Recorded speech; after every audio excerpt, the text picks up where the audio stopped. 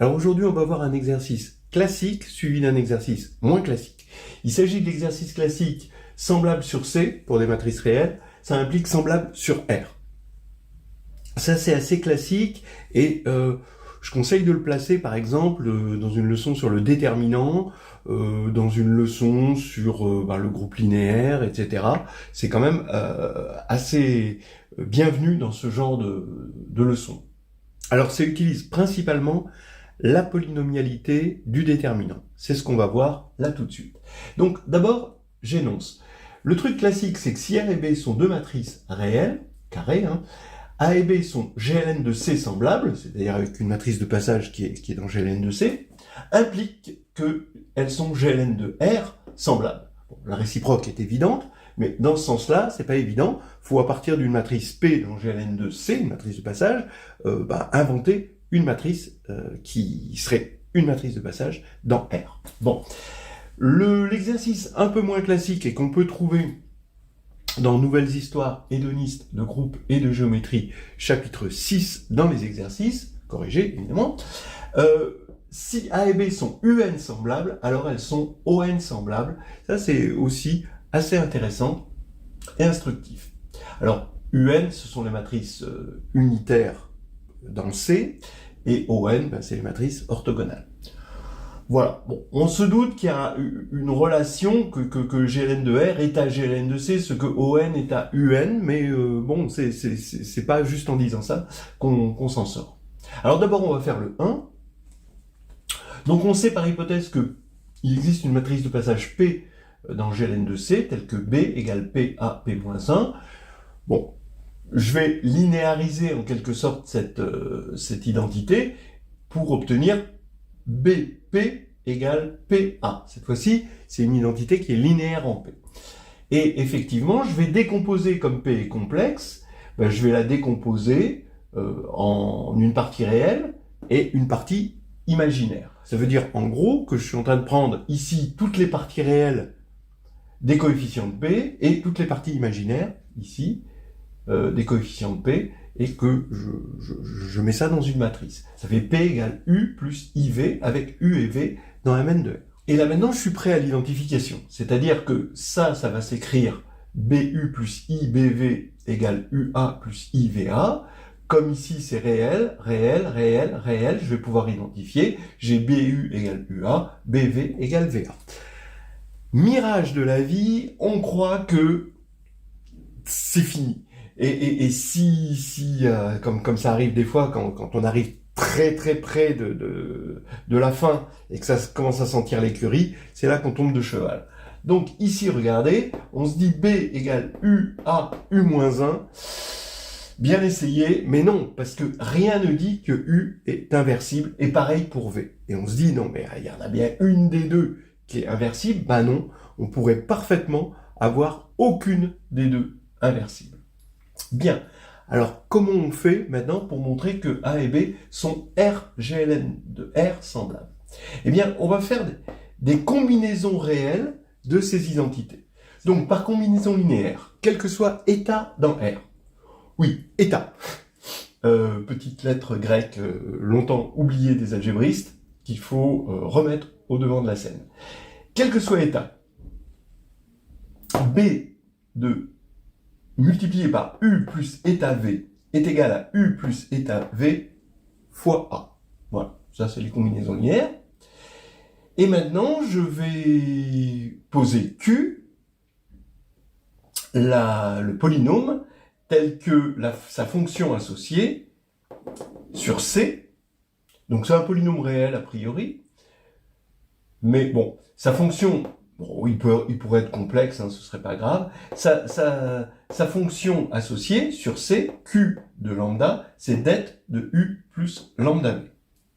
D'accord ? Je sais que comme C est infini, ou R est infini, je peux assimiler fonction polynôme et polynôme. Ou si vous préférez, je pose Q égale det de U plus XV.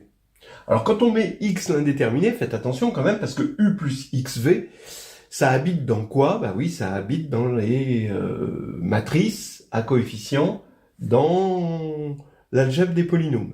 Mais des matrices à coefficients dans une algèbre, bon, on préfère que ce soit dans un corps, voilà. Alors il faudrait aller le chercher dans le corps des fractions.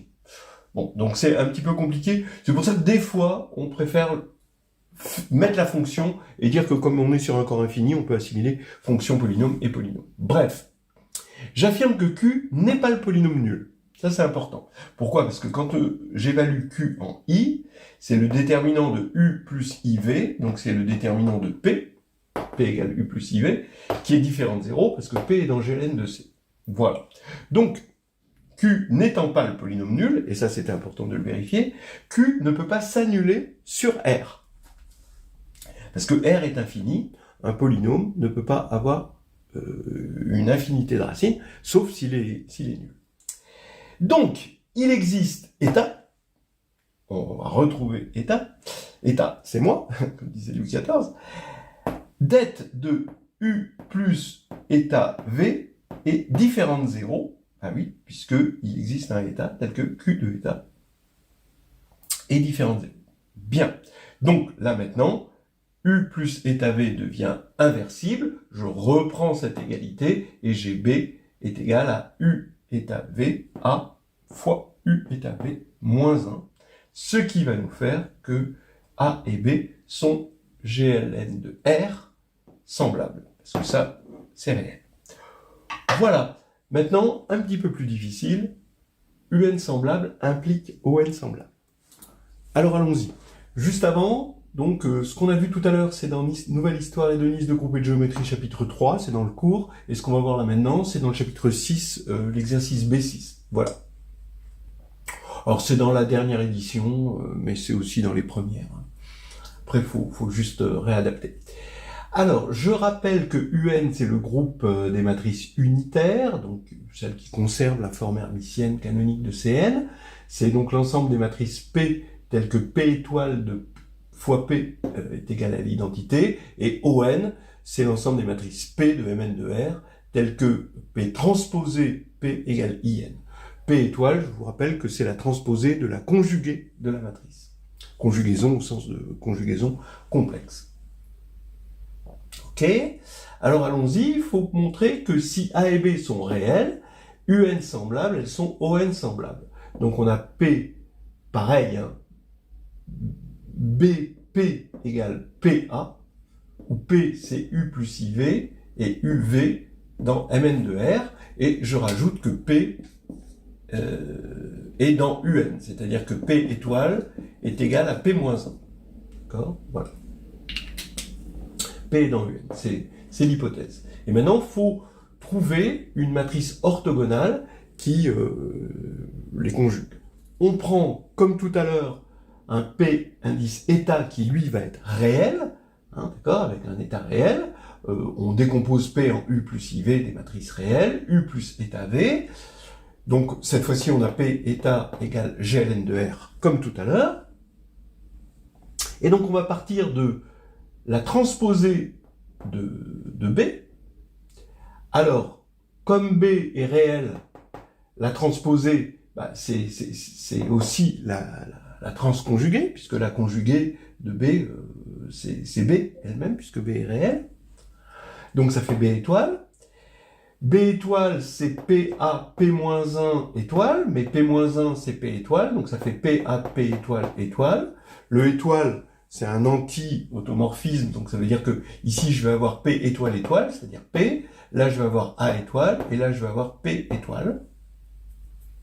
Mais pareil, A étoile c'est A transposé. Donc j'ai ça. Donc ça fait que je vais avoir que B transposé P est égal à P A transposé. Bien. Donc, je reprends. BP égale PA, B transposé P égale PA transposé. Voilà, grâce à ça. Ce qui va faire par combinaison linéaire, comme tout à l'heure, hein, ce qu'on avait ici, c'était que B, P état est égal à P état A, mais les mêmes causes ayant les mêmes effets, on va avoir que B transposé P état est égal à P état A transposé, avec le même état. Voilà. Ok. Eh bien, maintenant, avec ces deux identités, donc là maintenant j'ai j'ai l'identité de tout à l'heure, mais avec cette histoire de P étoile est égal à P moins 1, j'ai en plus la même chose avec la transposée. Eh bien, je vais obtenir, regardez, cette identité A, P état transposé P état. D'après cette identité que je transpose, j'ai A, P état transposé est égal à P état transposé B. Donc ici, je vais mettre P état transposé B. Je récupère le P état ici. Et B, P état, d'après la première égalité, c'est P état A. Donc, j'obtiens que A commute avec P état transposé P état. Voilà. Ça commute. Et oui. Et maintenant, vous la reconnaissez, cette matrice. C'est la matrice qu'on obtient dans la décomposition polaire de P état. P état est dans le GLN de R. À ce titre, elle va avoir une unique décomposition polaire. Unique, on s'en fiche un peu, mais en tout cas, elle en a une. C'est O état, S état. O état est dans ON, et S état, je vous rappelle que c'est dans SN++. Les matrices symétriques définies positives. Et on sait beaucoup de choses de cette décomposition polaire importante. On a que S état carré, c'est P état transposé P état. Et on sait aussi que S état, c'est un polynôme en P état transposé P état. Voilà. C'est-à-dire qu'on prend, avec un polynôme de Lagrange, hein, on prend une racine carrée qui est un polynôme de Lagrange en ça. Bon, alors bien sûr, vous pouvez regarder la décomposition polaire, chapitre 6 de NH2G. Voilà, et ben, ça veut dire quoi? Ben, comme A commute avec cette matrice, elle commute avec tout polynôme dans cette matrice, en particulier, elle commute avec S état, et on a ça. Alors maintenant, je reprends quoi? Je reprends cette identité-là, qui me dit que B égale P état A, P état moins 1. Je vous rappelle que P état était inversible, et état a été choisi comme ça. Donc maintenant, P état, je vais en sortir sa décomposition polaire. J'ai O état, S état, A, S état moins 1, O état moins 1. Voilà. Mais A commute avec S état, donc ça fait A. Et donc, vous voyez que A et B sont ON semblables. C'est magnifique. Je signale qu'il y a des théorèmes aussi équivalents qui disent que, par exemple, quand on a deux matrices sur un corps K, et si elles sont GLN de L, semblable pour L, une extension, un corps qui étend K, de la même manière que C étend R, alors le fait que A et B sont GLN L semblables, ça implique qu'elles sont GLN K semblables. C'est aussi fait dans l'histoire hédoniste. Alors pour terminer en beauté, ces théorèmes sont appelés des théorèmes de descente et ils sont fortement liés à une partie des mathématiques qui s'appelle la cohomologie galoisienne. Voilà, c'est terminé.